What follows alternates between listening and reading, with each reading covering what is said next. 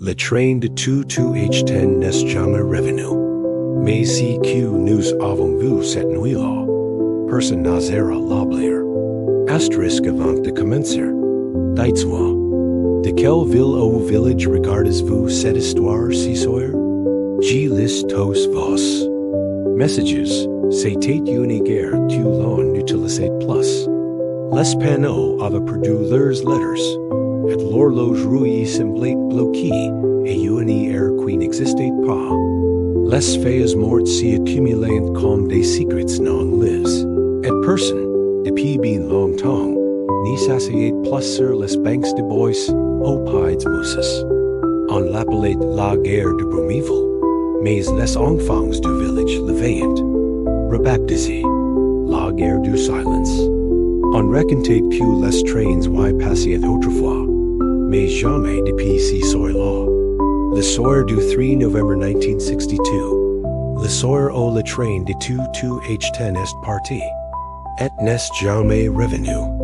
Du moins, c'est ce que l'on croyait. Personne ne savait pourquoi il n'était jamais arrivé à la guerre suivante. On n'avait retrouvé en les passagers, en les wagons, en la moindre trace de ces roues. Le chef de guerre, un vil homme non. Maurice avait simplement disparu avec lui, laissant derrière lui ses menteurs, assis sur un cahier noir, à moitié ouverte. Ce soir-là, le ciel était clair. Aucun cri, aucun frein, aucun impact, rien. Seulement un vide. Et un silence si lourd qu'il semblait céder en prime dans les morses. Même les oiseaux avaient ces astérisques, le train s'immobilisa, sans bruit, comme si glacé sur l'air lui-même. Aucune vapeur, aucun sifflement, juste cette présence immense, lourde et irréelle. Les vitres étaient brumeuses, mais derrière elles, Lucien distinguait des silhouettes. Fidges, attentives. Il n'y savait pas si devait avoir peur au Somerville. Il n'avait jamais vu un train pareil. Il portait l'empreinte d'un autre cycle. Des lanternes accrochées à l'extérieur, jettant une lumière chaude. Et vacillante sur les rails abondants. Une porte s'ouvrit lentement. Elle ne grinça pas. Tout était parfaitement silencieux. Lucien sentit une bouffée d'air effleurer son visage, comme une caresse venue du pass. Il fit un pas, puis un autre, et monta dans le wagon, sans que ses jambes ne lui demandent la permission. Et, l'intérieur, le temps semblait suspendu. L'odeur de cuir vieilli, de journaux anciens, de fleurs séchées, flottait autour de lui. Des passagers étaient là, assis, immobiles, mais tous les regards tournés vers lui. Leurs visages n'étaient pas étrangers. Lucien les reconnaissait, l'un après l'autre. Le Baulinger du village, mort en 1961, l'institutrice, disparu sans explication. Une voisine qu'il avait cru, partie à Paris. Tous disparus depuis des décennies, mais aucun n'y parlait. Ils le regardaient, simplement, avec douceur, comme s'ils attendaient qu'il comprenne. Lucien s'approcha d'une banquette vide. Il y avait un journal posé dessus, date du 3 novembre 1962, les jours du départ du train. Le titre en première page parlait d'un événement banal. Réunion municipale repartie à cause du brûlard. Il passa ses doigts sur le papier, qui n'y s'effraitait pas. Il semblait neuf. Tout semblait préservé ici comme fige. Dans une boule que tant n'y pouvait pas s'y dot, il s'assit, incapable de dire un mot. La lumière à l'intérieur était douce, presque dorée. Les passagers sourient maintenant. L'un d'eux hocha lentement la tête, comme pour dire, te is à ta place, mais Lucien n'y comprenait pas. Était-ce un rêve? Un passage? Était-il mort sans le savoir? il se pinca dollar real. Alors non, il était vivant. Mais si lu, si train. N'obéissait plus aux règles du monde ordinaire. Un enfant vint s'asseoir en face de lui. Il portait une casquette d'écolier des années 50. Il leva les yeux vers Lucien et dit, Tu te souviens de moi? Lucien sentait ses entrailles s'énouir. Il connaissait cette voix. Il avait joué avec six petits enfants, dans les bois, en 1958. Un petit nom Henry disparut un matin, sans laser de trace. La police avait fouillé la forêt, les rivières, sans jamais rien trouver. Et là, il était là, comme s'il n'avait pas grandi d'un jour. Lucien baissa les yeux. Le carnet qu'il avait pris avec lui s'était ouvert à une page vierge. Mais une écriture fine apparaissait toute seule. Une ligne, puis une autre. Des mots qu'il n'écrivait pas, mais qui sortaient de ses mémoires. Si train revient. Quand quelqu'un se souvient. Si train voyage à travers, si qu'on n'ose plus raconter. Si train attend so, qui n'a jamais oublié. Les passagers se lèverent un à un, et sortirent du wagon, lentement, comme des ombres paisibles. Lucien resta seul, avec l'enfant. Henry lui s'arrête et dit simplement, Tu peux rester. Au repartir. Mais si tu repars, n'oublie jamais. Le train vibra doucement. Il reprenait vie. Lucien comprit, alors que ci n'était pas un piège, ni une illusion. C'était une mémoire vivante, un fragment du monde, et la frontière des regrets et des espoirs. Et il avait it invite el single quotes et perc, war dot asterisk, le train semblait s'évaler d'une longue sawmill. Ses parois vibrant et peine, comme une respiration. Retenu. Lucien, toujours assis, fixait le carnet qui continuait d'écrire seul. Mot après mot, comme si une main invisible traquait les souvenirs que lui-même avait oubliés. L'enfant s'était éclipsé sans brute, et présent, une silhouette familière approchait lentement depuis l'autre bout du wagon. C'était Maurice, le chef de guerre, le vieil homme et la moustache grise, au regard d'enquête, tous croyant mort. Mais il n'avait pas vieilli, pas une ride de plus, pas une expression change, il portait encore, à ses casquettes, son gilet. Pourtant tenait dans la main gauche, une montre et gousset. Celle qu'on avait retrouvée sur le quai, assis comme un adieu. Maurice s'arrêta devant Lucien. Il le regarda longuement, sans parler, puis s'assit en face de lui. Le silence. Entre eux n'était pas vide, il était dense, chargé. Comme un vieil album de famille, qu'on n'ose pas ouvrir. Finalement, la voix de Maurice se leva, douce, calme, presque un murmure. Tu étais là ce soir-là? Tu n'y t'en souviens pas? Lucien sentait un frisson le parcourir. Il avait 8 ans à l'époque. Il se rappelait avoir voulu voir. Le train partit, malgré l'interdiction de ses parents. Il s'était caché derrière les buissons près du quai, émétiful dans une couverture. Et maintenant, les images revenaient. Des images qu'il avait enfouies. Il se souvenait du sifflement, du train qui avançait lentement, de Maurice qui parlait à une femme en robe noire sur le quai. Une femme qu'il n'y connaissait pas. Une femme qui n'avait pas de valise. Just un sourire pâle. Maurice parla à nouveau. Elle m'a demandé de monter. Elle m'a dit que ce train n'était pas un train comme les autres. Qu'il allait vers les choses perdues. Les gens qu'on oublie. Les souvenirs qu'on enterre. J'hésite, puis j'accepte. Par faiblesse, pas hater. Par fatigue, ou par curiosité. Il sera lamenter, dans sa main. Mais CQ. Je n'ai jamais dit, c'est pourquoi j'ai ferme les portes derrière moi. Pourquoi j'ai laissé le village sans réponse. Lucien écoutait, fige, comme si le wagon tout entier retenait son souffle. Je vais père qu'on me voit, père qu'on me suive, père qu'on découvre que j'étais fatigue, dire la au plus rien n'y changeait. Il baissa les yeux. Alors j'ai disparu. Et le train me garde. Comme il garde tout ce qui, partant avec trop de silence en eau. Lucien sentit une alarme caler sur ses joues.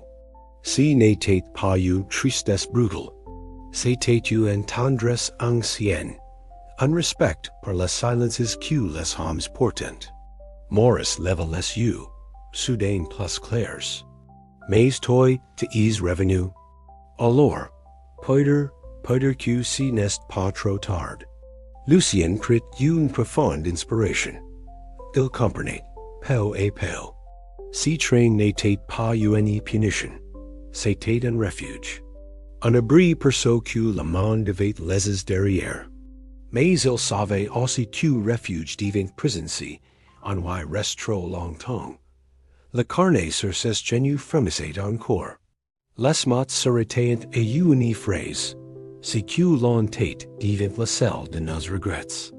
Il ferma doucement le carnet. Qu'est-ce que je dois faire, Maurice? demanda-t-il. Long saurit. Renter. Et recompte.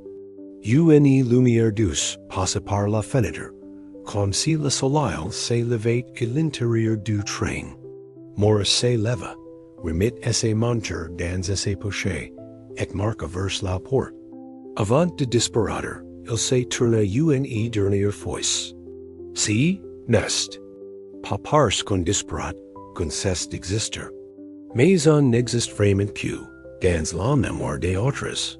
Puis il sortit, emporté par une lourderie que seul Lucien pouvait voir. Le train vibra à nouveau, prêt à repartir. Mais cette fois, Lucien savait qu'il allait descendre. Le train s'était tu. Aucun mouvement, aucun sifflement, seulement si calme étrange qui précède les départs que l'on n'y voit pas. Lucien se leva lentement, le carnet contre ses poitrines.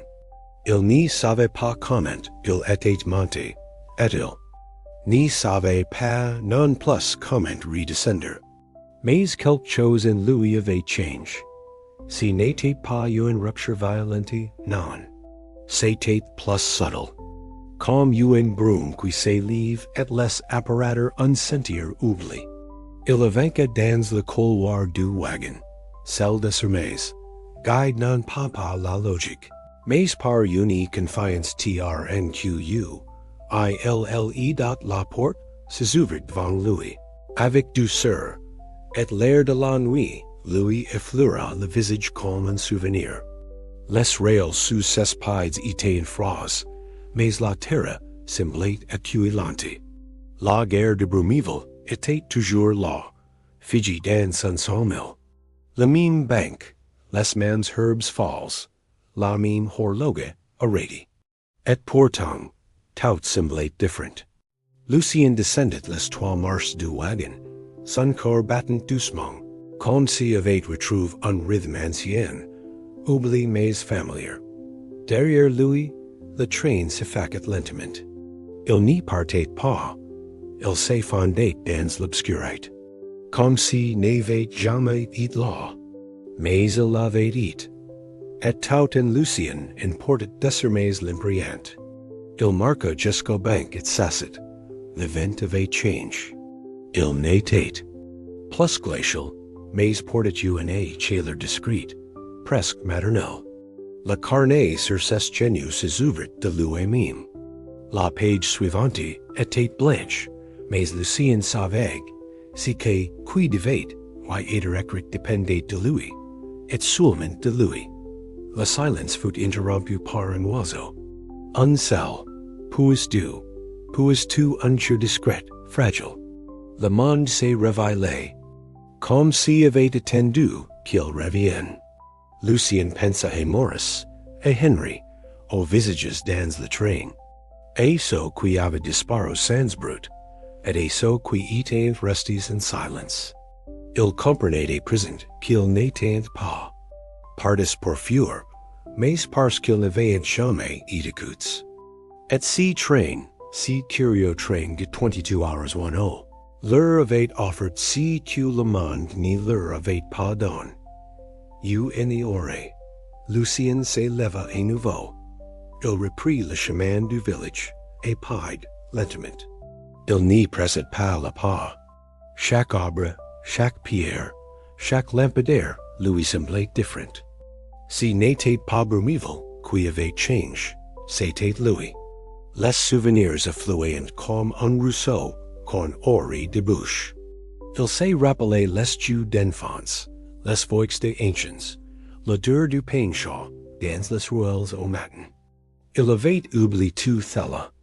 En courant après une vie trop pleine de rendez-vous et de devoirs. Lorsqu'il arriva chez lui, la lumière du matin commençait à poindre. Il ouvrit la porte sans bruit, comme si le monde intérieur pouvait encore s'abraiser au moindre son. Il s'assit à son bureau, le carnet devant lui. Il alluma une lampe simple, jaune, et prit un stylo. Et pour la première fois depuis des années, il écrivit, pas de listes, pas d'obligations, just des souvenirs, des images, des odeurs, des noms qu'il avait aimes. Et, sans qu'il n'y s'en rende compte, il pleura, pas de tristesse, mais de soulage ment dot plus tard, en fin d'après-midi, il se rendit à la bibliothèque municipale. Il demanda à voir la responsable, une jeune femme curieuse et douce qui adorait les vieilles histoires. Il lui tendit le carnet. Elle l'ouvrit et lut. Elle releva les yeux émus. Vous devriez en faire un livre, Monsieur Lucien. Il sourit doucement. Ce n'est pas un livre. C'est un billet de train. Elle n'y comprit pas, mais elle hocha la tête. Et si soir-là, un exemplaire du carnet fut déposé sur une étagère poussière de la bibliothèque de Bruméville, était parti de cette nuit, et tout h 10 précises. Certains disent qu'on entend de nouveau un bruit étrange au loin, un grondement, doux, comme un vieux train, qui n'a jamais et fait disparu. Asterisk quelques jours passèrent. Lucien n'y disait rien à personne, mais son visage avait changé. Quelque chose de plus paisible, de plus ancré.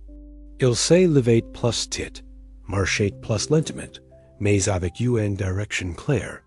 Il saluait les voisins avec des gestes pleins. Et lorsqu'on lui posait des questions, il répondait par un sourire doux presque complice, comme si portant un secret qu'il n'avait pas besoin de dire à voix haute. Le train n'était pas une hallucination. Ce n'était pas un rêve. C'était un souvenir devenu vivant. Et à présent, il emportait la mémoire. En après-midi, il retourna à la gare, sans objectif, juste pour être là. Les herbes avaient encore poussé. Les pierres étaient chaudes sous le soleil. Il s'assit sur la main banque, le carnet dans la main, et se mit à observer. Les oiseaux, les insectes, le vent dans les feuillages, mais aussi les fenêtres. Celles des maisons qui entourent la gare. C'est là qu'il les vit, des rideaux qui bougeaient. Une silhouette qui s'efface à l'aide d'une vieille bâtisse. Une main qui tremble, l'obus au deuxième étage de la maison aux volets verts. Quelqu'un le regardait. Depuis longtemps pas être. Les mains derrière les fenêtres n'y disaient pas bonjour. Elles n'y cherchaient pas à attirer l'attention. Elles observaient, doucement, silencieusement, comme si elles savaient comme si elles attendaient. Lucien sent it. Son cœur s'est serré. Il n'était pas le seul à voir vu si train. Peut-être que d'autres le veillant divine. Peut-être même que certains y avaient déjà voyage.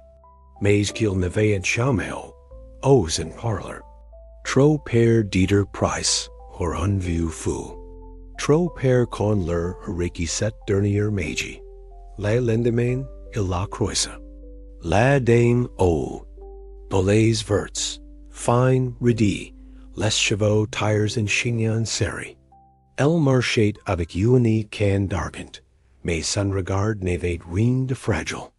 Elle la rida au coin de la ruelle, sans préambule. Vous l'avez-vous, n'est-ce pas? Demandait-il, la voix passée, comme si elle parlait d'une orage passe. Lucien hésita une seconde, puis hocha la tête. Elle ne s'arrête pas. Mais, son visage séduisit. J'avais dix neuf ans quand il est parti. J'ai attendu sur le quai toute la nuit. Et personne n'est jamais revenu. Jusqu'à vous. Ils s'assirent ensemble sur un muret, et l'ombre d'une Toulouse ancienne. Elle s'appelait Jean. Elle lui raconta l'histoire de son frère, parti dans ce train sans dire adieu, sans valise, avec seulement une lettre, plie dans ses poches. Elle l'avait vu mentir. Elle avait crié, couru, mais elle n'avait pas regardé en arrière. Et depuis, elle revenait chaque soir du 3 novembre, et la même heure, sans savoir pourquoi, juste pour ne pas oublier. Lucien l'écouta longtemps, sans jamais interrompre. Il sentait que les mots sortaient comme l'eau d'une pute, reste ferme trop longtemps. Et la fin, elle lui tendit une photo. Un jeune homme souriant, investant, à pas contre une barrière. Il s'appelait Adrien. Il aimait les trains. Il disait que jour, il prendrait celui qui vit là où les choses ne se perdent jamais. Lucien prit la photo et la regarda. Longuement, si visage, il l'avait vu. Dans une des fenêtres du wagon. Il n'était pas seul, là-bas. Il n'était jamais seul. Il le rendit à Jean avec respect. Elle serra l'image contre son corps, les yeux fermes. Peut-être que ce train ne revient pas pour partir, mais pour nous permettre de rester. Lucien se leva doucement. Le soleil déclinait déjà, laissant tomber une lumière dorée sur les pierres anciennes. Il tendit la main à Jean. Et si on attendait ensemble cette année? Elle le regarda longuement, puis hocha la tête. Cette fois, un sourire. Vrai se dessina sur ses lèvres. Pas de ce qu'on fait par politesse, mais un sourire profond, venu de loin, de très loin. Peut-être même, du qui d'un autre, et acute POQUE les jours passèrent. Teints de cette étrange lumière, que n'y remarque que lorsqu'on commence à vraiment voir. Lucien et Jean se retrouvaient presque chaque matin, parfois sans rien se dire, parfois. En occasion de vieux souvenirs, comme on tourne les pages d'un album fragile. Ils s'estaient mis à observer ensemble les détails oubliés de Brumival. Une fenêtre toujours entrouverte depuis des décennies. Une cloche rouillée qui tintait encore au moindre vent. Un dessin grave sur un vieux mur de briques représentant un train avec des ailes. Ils parlent souvent de ce qui était en partie dans ce train. Pas seulement Adrien, au moins, mais d'autres. So dont les noms n'étaient même plus sur les pierres tombales. So qui avait fou une silence, trop pleines de secrets, oh trop vides d'écoute. Chaque histoire semblait porter un éclat, un fragment de ce qui formait l'âme du village. Lucien les écrivait dans son carnet, jour après jour, sans fioriture. Il notait les gestes, les regards, les silences. Com un archivist du murmure dot en Sawyer, ils retournant ensemble et la guerre. Non pour chercher le train, mais pour la outer. Le banc était tiède, la brume tardait et tombait. Jean sortit de son sac, une boat minuscule. Un boat, en. Fur battu, cabassi, orné de fleurs, presque effaces. Elle l'ouvrit avec précaution, comme on ouvre une lettre jamais envoyée. À l'intérieur, elle avait une clef, et un mouchoir broad. C'est aussi qu'il les adrien. La clef d'une maison qu'elle n'a jamais eue, et un mouchoir que j'avais broad pour lui avant son départ. Il m'y mit la jambe rendue. Lucien prit ces objets en ses mains. Ils étaient en choses, malgré la nuit naissante. Il les regarda longuement, puis les reposa dans la botte. Si sont des choses simples, murmura-t-il. Et pourtant, elles contiennent tout. Jean. Hacha la tête. Les gens croient qu'il faut de grandes tragédies pour les en trace. Mais parfois, une main passée sur une pas, une clef oublie, en regard. Suffisant et rester. Elle reposa la botte sur ses genoux, et un silence tendre les enveloppa. Le vent se leva doucement, apportant avec lui l'odeur de feuilles humides et de souvenirs. Lucien regarda la guerre. Il avait l'impression que les morts eux-mêmes respiraient. Qu'il retenait aussi qu'on leur avait confié. Les adieux, les promesses, les pères. Il posa ses mains sur la vieille rambarde de fer et ferma les yeux. Un son discret se leva. Pas un train. Une voix, lointain, incomprehensible, mais réel. Jean aussi l'avait entendu. Elle saurait. Als nous accountant. Cette nuit-là, Lucien rava de visages familiers et inconnus. Ils se tenaient sur le quai, comme dans un tableau ancien, figés dans une attente infinie. Certains tenaient des fleurs, d'autres des cornes. Aucun n'y parlait, mais tous regardaient. Dans ces directions, comme s'ils attendaient qu'il leur redonne un nom. Au réveil, il prit son carnet et se remit à écrire. Non plus pour lui, mais pour eux. Pour ceux qui n'avaient rien les. Sauf une trace dans la mémoire d'une utre dot, et à travers ces gestes, quelque chose changea. Les volets s'ouvraient davantage dans le village. Les sourires revenaient, mime discrets. Les enfants intrigues posaient des questions sur les anciens. Et Jean se surprit et marcha plus longtemps, la can et peine utilisée. Comme si la poids qu'elle portait s'était allégée. Brumival, sans rien dire, se souvenait à nouveau, par fragments, par images, par amour. Asterisk c'était une nuit. Étrange, sans lune en event, où les sons semblaient s'absorber dans l'obscurité, au lieu d'y ressonner. Lucien s'était éveillé plus toute habitude, prise d'un frisson intérieur, non pas de froid, mais d'attente. Il ouvrit la fenêtre de sa chambre et tendit l'oreille. Rien. Et pourtant, il sentait que quelque chose approchait. Pas un danger. Une présence. Une de celles qu'on ressent dans la nuque, comme un souffle familier, oubli depuis longtemps. Sibylla lentement, prit son manteau, son carnet, et sortit dans la rue endormie. Pas une lumière dans les maisons. Même les chaînes n'y semblaient pas sentir à ses marches. Il avait l'impression de flotter. Quand il arriva à la guerre, Jean était déjà là. Elle n'y dit rien, juste un hoquement de tête. Ses yeux, d'ordinaire remplis de prudence, brilliant d'une certitude tranquille. Ils s'assirent quête à quête, sans un mot. La banque semblait les reconnaître. Leur offrissait mi amo I aridat la brume, monte plus titu pour vous.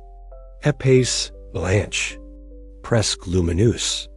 Et au milieu de cette mer douce, des formes apparentes. Flaus de bord, puis plus nets. Si n'était pas le train. Si il n'était pas des gens non plus. C'était des impressions. Des silhouettes fléchies, debaut aux assises. Elles ne vainquent pas. Elles étaient simplement là. Revenus. Revenus non pas pour marcher au parleur, mais pour se montrer. Comme un vieux souvenir quand les enfants remontent sans honte, Lucien se lève lentement. Il reconnaît l'un des visages. La vieille couturière du village, morte depuis des années, qui avait toujours cousu en chantant. Et quitte d'elle, un homme corpulent avec un tablier, le boucher de son enfance. Et là, une petite fille aux cheveux nus, qu'il n'avait pas revue depuis la classe de CE1, tous là, immobiles, présents. Jean murmura, si n'y sont pas des fantômes, si sont les traces que la mémoire rend visibles. Lucien comprit, si n'était pas un retour au monde, c'était un retour dans le corps. Les silhouettes n'y faisaient rien.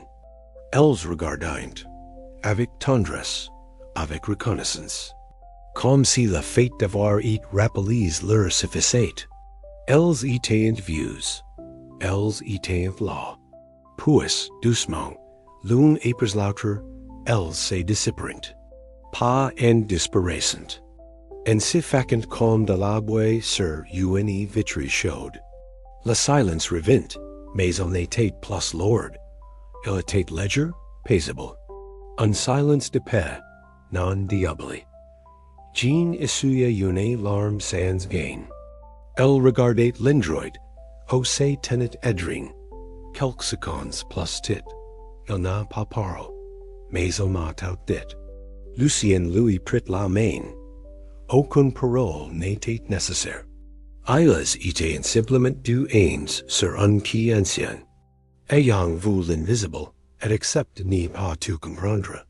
Le carnet s'ouvrit seul sur leurs genoux. Une phrase s'y était inscrite in letters fines. Elles n'y sont jamais partis. C'est nous qui avons cessé de les regarder. Elles resteront. Encore un peu, écoutant le vent bouger les branches, et les pierres tirer sous leurs pas. Puis, quand le matin commença à effleurer l'horizon, elles quittèrent la guerre. Le chemin n'était pas plus court, mais il leur semblait plus doux. Comme si les paves, ô aussi, volant qu'on se souvienne. Asterisk y avait, non loin de la guerre, une vieille maison abandonnée. Personne n'y savait vraiment à qui elle appartenait. Le toit tenait encore, par miracle, et les rosiers sauvages avaient grimpusquoir recouvert presque toute la façade. Mais si qui intriguait les habitants depuis toujours, c'était cette fenêtre et l'étage, qui, m'ouvre les années, était resté entrouvert. Même les tempêtes n'y l'avaient jamais complètement fermé. On racontait que c'était là qu'Adrien vivait autrefois. Mais nul n'y était jamais entré depuis son départ. Un matin, alors que Jean et Lucien longeaient le sentier qui contournait la bâtisse, elles s'arrêtèrent devant cette ouverture. Le vent léger faisait danser le rideau à l'intérieur. Comme une invisible qui appelait. Lucien tourna les yeux vers Jean.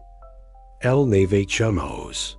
And I pousser la porte, and I grimper les marches. Par respect, par crainte, ou peut-être par fidélité au silence. Mais si jour-là quelque chose avait changé. Sans mot, als franchirent le petit portail rouillé. Il grinca doucement, comme pour les CLUA dont la porte était entrouverte. Elles la poussèrent sans force. L'intérieur était figé dans le temps. La poussière couvrait les meubles, mais tout semblait intact. Un assit sur la table. Un lampe encore débat. Un manteau accroche près de la porte. Lucien sentit son cœur ralentir, comme si l'air lui murmurait, doucement. Ils montrent l'escalier en bois, lentement, chaque marche croquant sous leurs pas. Arrives à l'étage, ils se retirent devant la fameuse fenêtre. Elle était là, ouverte, exactement comme ils l'avaient toujours vu. Rien n'avait bougé. Et pourtant, tout semblait vivant. Sur le rebord, une botte et musique. Petite, en voix claire. Lucien la toucha du bout des doigts, et sans même l'ouvrir, elle se mit à jouer. Une mélodie douce, ancienne, presque reconnaissable. Jean corda la main et sa bouche. C'est celle que lui chantait quand nous étions enfants. La musique ne venait pas de la botte, elle venait de loin. D'un lieu où les souvenirs prennent forme et son. Dans le tiroir d'une commode, ils trouvent un carnet. Ancien, jauni, mais bien conservé. À l'intérieur, une écriture fine. Et Jean. Si jamais tu ouvres cette fenêtre, c'est que tu n'as jamais cessé de m'attendre. Elle s'assit sur le lit, les mains tremblantes, les larmes collantes, silencieuses. Pas de tristesse, mais un apaisement profond. Lucien s'agenouilla. Devant elle, posa une main sur la sienne. Il n'y avait rien d'autre à dire. Si que cette fenêtre avait garde, si n'était pas l'air, ou la pluie, c'était l'amour intact, suspendu dans le temps. Un amour sans réponse, pas hater. Mais un amour acute, el dot als, refermerant doucement le carnet, sans le prendre. Il n'était pas pour le monde, il était pour la maison, pour elle, pour lui. Avant de partir, Jean toucha le rideau. Elle le replaqua délicatement, comme on board un enfant endormi. Puis, pour la première fois depuis 60 ans, elle referma la fenêtre. Pas pour oublier, mais pour dire, je sais maintenant, dehors, les rosiers semblaient avoir recul. Le soleil entrait dans la maison, comme pour l'éclairer à nouveau. Ils repartirent en silence. Mais cette fois, si silence était plein d'images, de sons, de gestes simples. La mémoire n'y pesait plus. Elle accompagnait. Lucien n'avait jamais prêté attention à ces carnets qu'il portait toujours avec lui. Il l'avait acheté un jour banal, sans intention précise. Mais depuis le retour du train, il semblait un homme d'une valeur propre. Chaque fois qu'il les rouvrait, de nouvelles lignes apparaissaient. Parfois une phrase, parfois un nom, parfois un souvenir qu'il n'avait pas encore retrouvé. Mais qui, à la lecture, éveillait en lui une sensation familière, douce, troublante. Un matin, alors qu'il le feuilletait au bord du puits communal, une page s'écrivait lentement sous ses yeux. L'encre naissait sans plume. Mademoiselle Fanchon, celle qui chantait chaque matin de pluie depuis ses fenêtres bleues. Lucien cligna des yeux. Si un homme, il n'y l'avait pas entendu depuis l'enfance. Une femme discrète, toujours vêtue de gris, qui chantait des refrains anciens alors qu'elle arrosait ses géraniums. Elle avait disparu un jour de novembre, et personne ne l'avait jamais revue. Certains disaient qu'elle était partie à Paris, d'autres qu'elle s'était éteinte dans le silence. Mais Lucien savait désormais que certaines disparitions n'étaient pas des fautes, mais des départs dates. Il retourna dans la rue des Glycines, là où habitait autrefois Fanchon. La maison était abandonnée, mais la fenêtre bleue était encore là, fermée, et pourtant, en s'approchant, il crut entendre. Une chanson, ters fable, comme un écho du passe. Il s'arrêta, posa le carnet contre ses poitrines, et écouta. Les mots n'étaient pas clairs, mais la mélodie, oui. C'était une berceuse. Une QSA mir lui chantait aussi le soir. Si carnet n'y racontait pas seulement des histoires. Il révélait des lignes invisibles entre les gens, les lieux, les souvenirs date. Il retourna voir Jean, carnet en main. Elle s'assit sous le vieux tilleul, comme est leur habitude. Ensemble, ils tournèrent les pages. Chaque ligne était comme une clef. Et chaque clef ouvrit une porte qu'il n'avait même pas su qu'il avait fermée. Le facteur qui dessinait des oiseaux sur ses lettres. Le petit garçon qui offrait des cailloux polis comme cadeau. La femme en noir qui attendait chaque mardi sous l'horloge. Tous ces gens, tous ces gestes, ils revenaient, un et un, dans leur juste place. Jean murmura, si carnet, si n'est pas le tien, Lucien, il est de tout le monde. Il est la voix de ceux qui n'y parlent plus, mais qui existent encore. Il hocha la tête, il le savait, il le sentait. Le carnet était un passage, une ligne, un témoin. Tant qu'il serait là pour l'ouvrir, rien n'y serait vraiment oublié.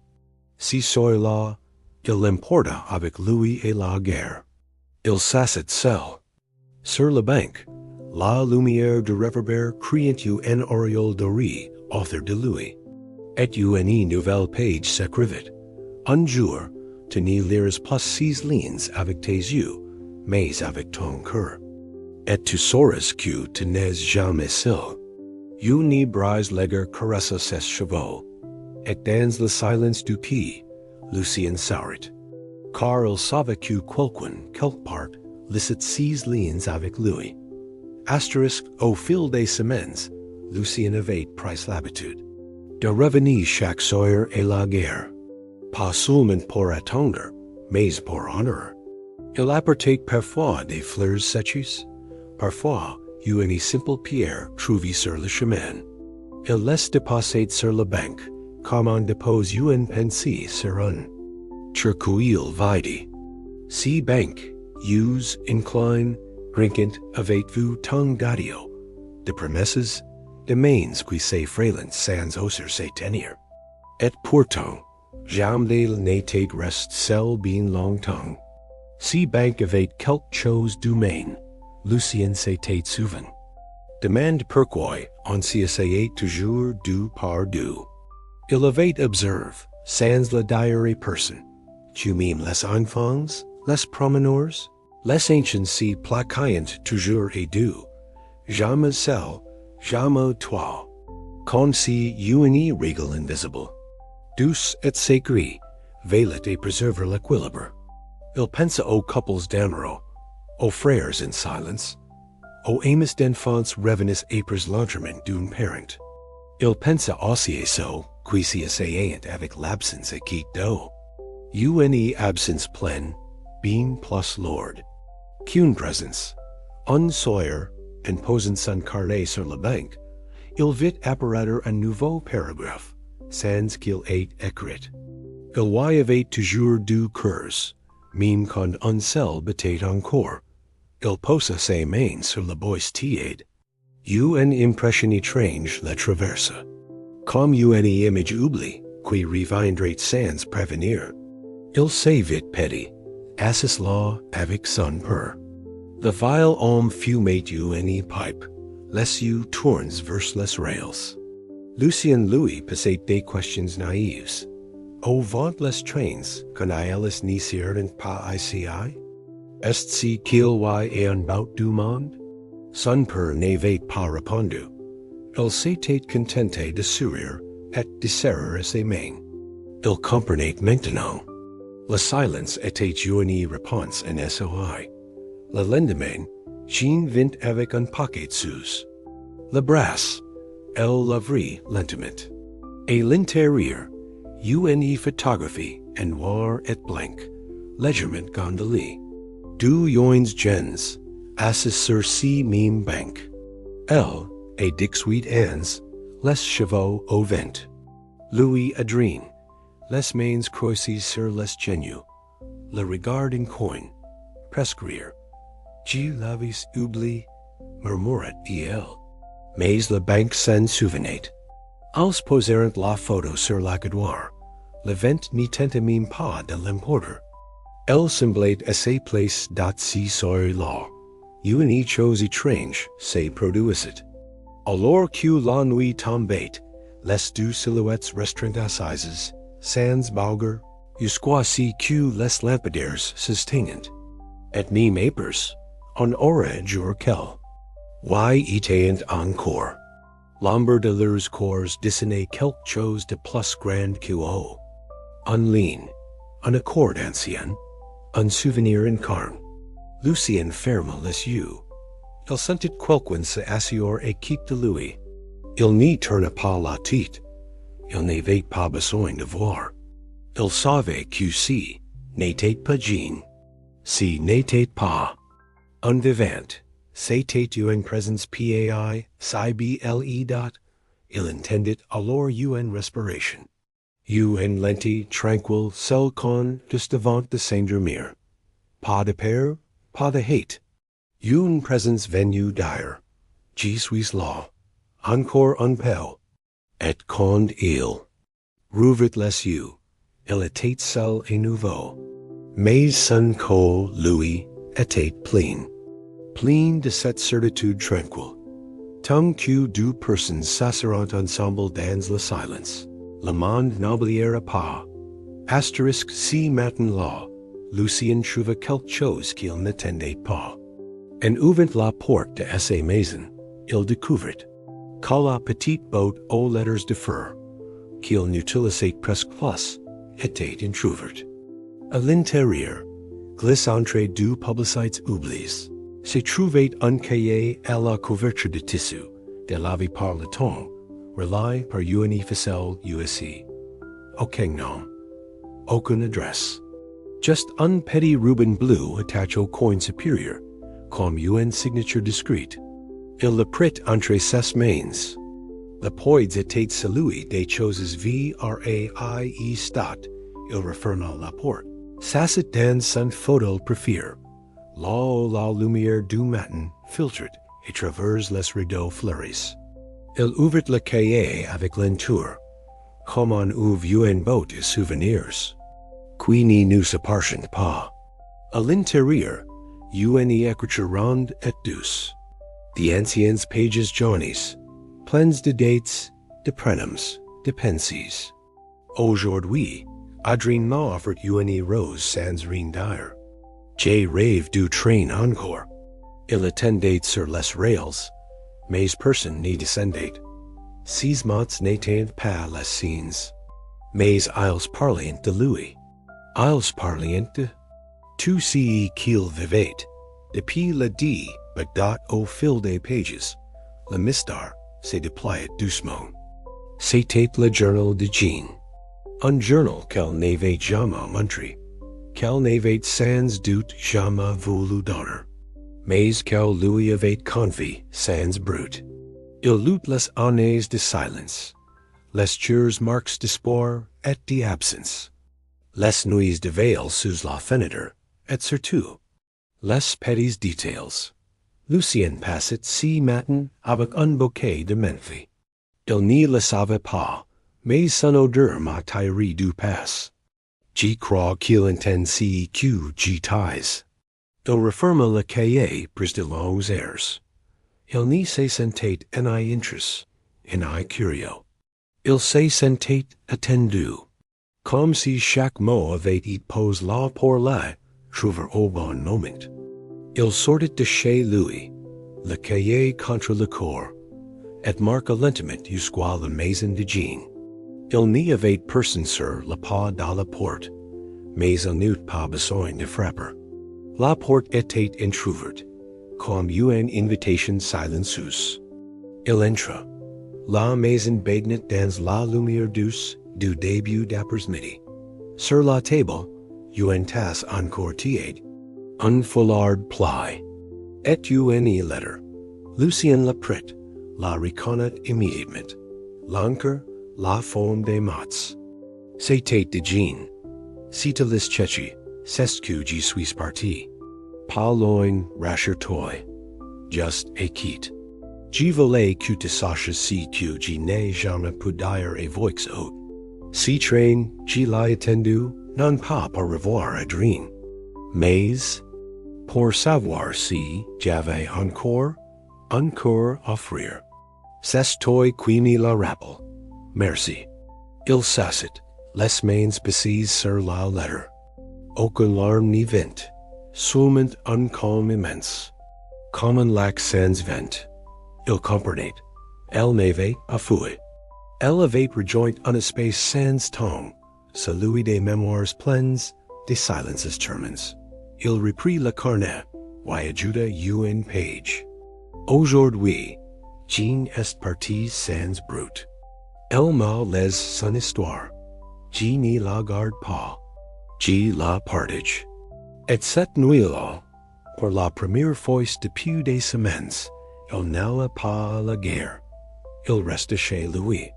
Il posa le carnet sur le rebord de la fenêtre, grande ouverte.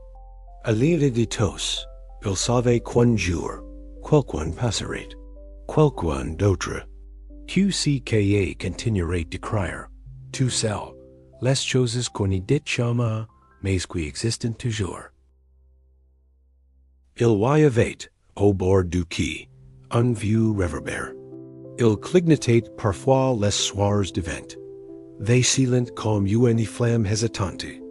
Pourtant, il n'y s'était jamais éteint. Même lorsque les autres lampadaires du village avaient remplacé. Modernistes, celui-ci était reste. On disait que personne n'y savait comment le cours. Même la mère, interroge un jour, avait haussé les épaules en riant. Si réverbère-là, il est assez propre logique. Et Lucien Louis savait désormais que si n'était pas une farce. C'était une évolution. Une lanterne passée entrée. Laisse-moi y estat, on retourna à la guerre la nuit suivante. Sans carnet, sans but, juste pour voir, pour sentir, pour écouter. Et sous le réverbère, il trouva une chaise en osier, fine, un peu bancale, passé là comme si quelqu'un venait d'ici. Lever. Il s'arrêta. Il regarda autour de lui. Il n'y avait personne. Mais l'air vibrait d'une chaleur discrète. L'ampoule, d'habitude blafardie, était douce si soit-là. Jaune mille. Elle baignait la banque, les rails, le silence. Dans. Une lumière qui semblait caresser planète qui claire, of s'assit sur la chaise. Le boy croqua doucement sous son poids, mais n'y protesta pas. Il croisa les mains sur ses genoux et ferma les yeux. Pendant quelques minutes, il n'y fit rien, il n'y pensa pas. Il n'y se rappela pas. Il fut simplement là, comme une pierre sur la rive, comme une note dans une chanson sans fin. Et dans ces moments suspendus, il sentit une main effleurer son épaule. Pas une lourde ou pressée. Une main lente, amicale. Profondément humaine. Il n'ouvrit pas les yeux tout de suite. Il s'arrêta de bord, car il avait reconnu le geste. Celui de sa mère, quand il était enfant et qu'il n'arrivait pas à dormir. Elle venait, s'asseyait au bord du lit, et passait la main, sans un mot, sur son épaule. Une promesse mute. Qui tout allait bien. Lorsqu'il rouvrit les yeux, la chaise était vide, mais le réverbère plus fort. Et ses pieds, un petit objet qu'il n'avait jamais vu, un cliff, ancien, lourd, en fer forge, attaché à un ruban bleu. Lucien la prit, la tourna dans ses mains. Il n'y savait pas elle appartenait. Mais il savait qu'elle ouvrait quelque chose qui méritait d'être ouverte. Il la glissa dans ses poches et se leva. Avant de partir, il regarda le réverbère. Il y avait maintenant une sorte de halo au-dessus, un cercle léger, presque imperceptible, comme un anneau de lune. Une lumière qui n'y venait ni d'une ampoule, ni d'une fil, mais d'une présence. Celle qui veille, quand tout semble s'éteindre. Celle qui dit, je suis là, même quand tenini churches plus si soy là, en rentrant chez lui, Lucien n'y fera pas les volets. Il laissa la lumière dans la chambre, s'échapper dans la rue doucement. Il comprenait et présent. Certaines lumières n'y sont pas faites pour éclairer. Elles sont faites pour rassurer, pour rappeler, pour étendre. Tant qu'il resterait quelqu'un pour regarder vers elles, personne n'y serait vraiment seul. Asterisk Lucien gardait les CLEA cute dans ses poches depuis plusieurs jours. Elle semblait peser davantage qu'un simple morceau de métal. Si il n'était pas un poids désagréable, mais une présence constante, comme un murmure contre ses hanches. Il n'y savait pas si qu'elle ouvrit. Il n'avait de ses aucun serrure, aucune porte. Il attendait simplement. Que ce soit elle qui le guide, comme le carnet autrefois. Un soir, il la sortit, la posa sur la table de bois, et la regarda longuement et la lueur d'une bougie. Le ruban bleu avait terni, mais il gardait la couleur du silence. Le lendemain, sans vraiment le décider, c'est pas le conduiseur de grenier. Il y était pimenté depuis des années. L'odeur y était intacte. Bois sec, poussière, vieux.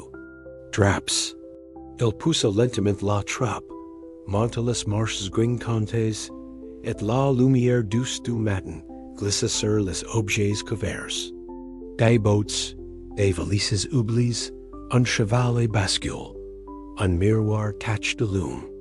Au fond, presque caché derrière une malle, une petite armoire de voyage cadenassée. Il s'en approcha, le cœur calme. Il n'y fut pas surprise. Il saute, s'était. La col entra sans résistance.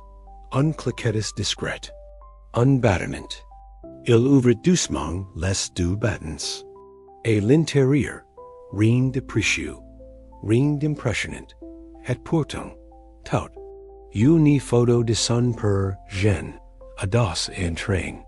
Un foulard de ses mire. Une petite boat d'allumets continent. Une mèche de chevaux d'un frère Jamais. Des letters. Des carnets. Une collection de bribes. Des morceaux de vie. Des fragments diabli, qui attendaient simplement d'être touches pour revivre un instant. Lucien s'assit sur le sol. Il prit l'une des letters. L'écriture était ancienne, tremblante. C'était sa propre écriture, d'enfant. Une lettre à sa grand-mère, qu'il n'avait jamais envoyée. Il la lut à voix haute, comme on lit un poème oublié. À voix. Tremblait, mais n'y se brisait pas. Chaque mot évalait une image, une odeur, une chaleur. Il comprit alors, laquelle n'y servait pas à ouvrir un loup. Elle servait à ouvrir ce qu'il avait ferme en lui depuis trop longtemps. Il resta là des airs, et fut libre, et redécouvert. Il retrouva des carnets de chansons, des dessins de collier, des photos aux coins corns. Et au fond de l'armoire, un petit mot sur une carte postale fanée. Tu as oublié de te rappeler que tu étais heureux. Il s'arrête, laisse you imbuse. Si n'était pas un reproche. C'était une main tendue, un rappel doux. Il ferma l'armoire, non pas pour tourner la page, mais pour la conserver. Il descendit du grenier, la colle dans la main, chaude, vibillard anti-il. La croqua au mur, pres de la porte d'entrée. Non-common trophy, common talisman, UN promesse. Celle de ni plus jamais oublier, que les choses simples contiennent l'essentiel. Et si soyez-là, en marchant jusqu'à la guerre, il n'avait pas de carnet, pas de colle, pas de question. Seulement cette paix silencieuse qu'on ressent lorsqu'on sait qu'on a ouvert la bonne porte. Celle qui n'y mine pas de horreurs, mais en. SOI, asterisk la fin de l'automne couvrait brumivel d'un manteau roux et d'or. Les arbres se délestaient lentement, comme s'ils rendaient au sol tout qu'il avait retenu toute l'année. Le vent devenait plus frais, plus fin et portait, avec lui des odeurs, qu'on n'y remarquait qu'une ferment les yeux. La lane humide, le bois fume, le souvenir d'une soupe ancienne. Lucien marchait sans but, guide par l'air lui-même. Si vent, il avait toujours aim. Il n'y parlait pas comme les autres vents. Il murmurait, et parfois, il ramenait si qu'on avait cru perdu. Si maintenant il se rendit à la guerre plus. Tit, le banc était vide, comme toujours, mais l'air autre semblait plus dense, comme si quelque chose avait été de place. Le réverbère, fidèle à lui-même, brûlait doucement même, en plein jour. Lucien s'assit, les mains croisées. Il écouta, non pas le bruit des choses, mais leur silence. Et dans si silence, le vent commença à lui parler. Il n'y disait pas de mots, pas de phrases.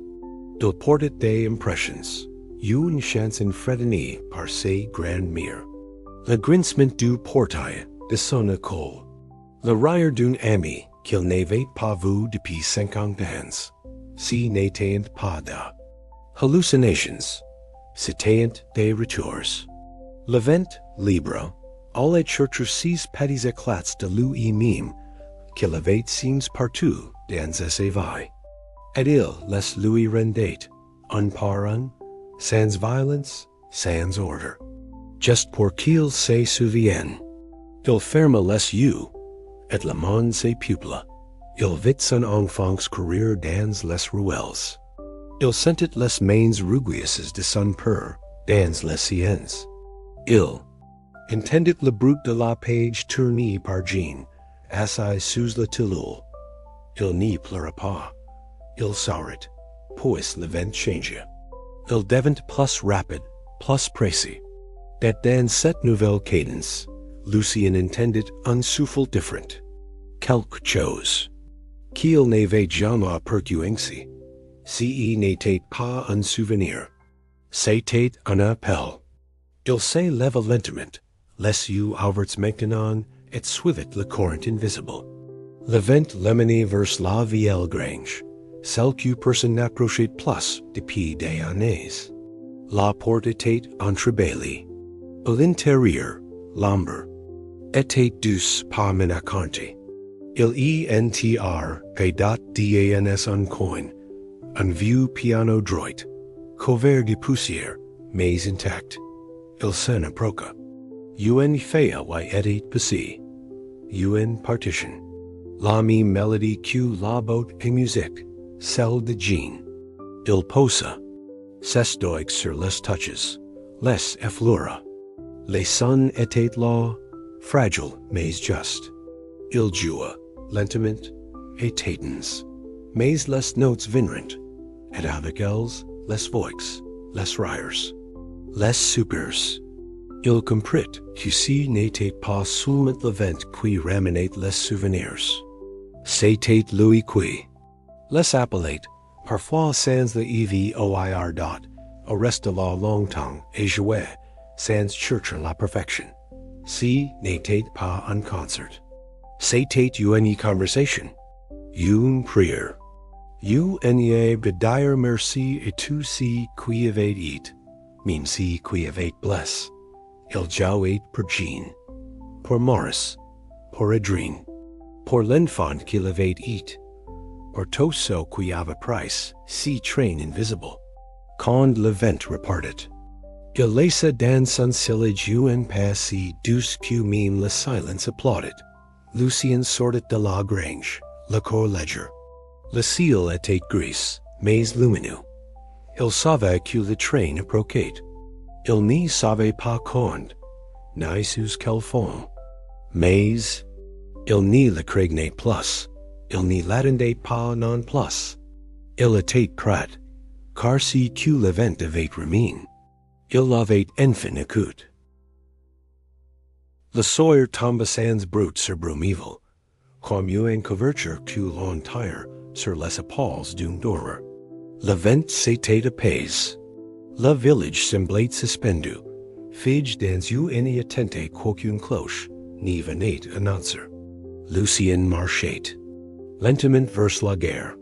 Il avait pris son carnet, non pour écrire, mais pour le laser. Il sentait que si qu'il avait à dire, il l'avait déjà transmis. Il n'avait plus de questions, plus de doutes. Seulement cette sensation étrange d'avoir tout vécu, et pourtant, dire encore au commencement de quelque chose dans la guerre, si soit là, brillait doucement.